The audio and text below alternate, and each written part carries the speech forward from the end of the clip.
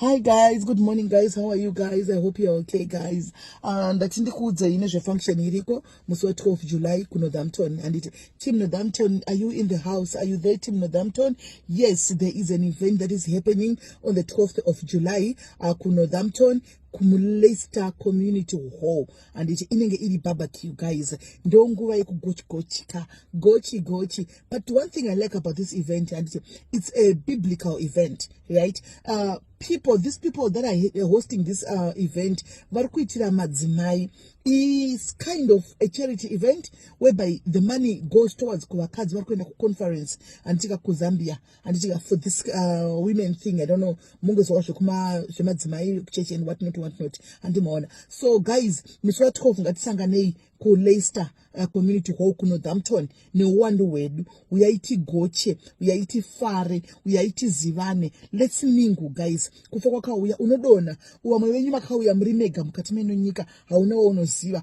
Come know each other ipapo, zivana nevamwe ipapo, uya ubatane nevamwe ipapo, usatsvage makuhwa, uya utsvage ukama, uya utsvage ushamwari, anditi munhu wese tiye pamwe chete anditika. So guys, do not miss out on this event. It will be my first time to be in Northampton anditika. I'm looking forward guys to see people in Northampton pagochi apa tichigocha tichibraya tokumbira ukavari kuorganize skana sisi Freda tikukumbira kuti mutitiro saka pamasalads apa muisa to chili so kuti zvinyatsovavira, right? So for all men and all women, it will be on a weekend guys. Vese vari free, come uyai tisangane pamwe chete tifare anditika. So kwauri iwewe, if you want to attend panenge pane sadza guys anditika, panenge pane sadza uchigosha nyama yako uchiita sei zviri kwauri anditi. So it's gonna be a paid, iwe kana pachida kubhadharwa anyway. Andisati ndaudzwa kuti mari kana vazondudza kuti mari I'll tell you guys anditika.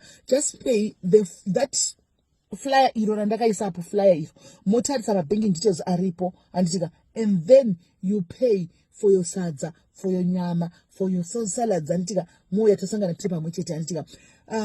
I'm looking forward to see you guys. Ciao.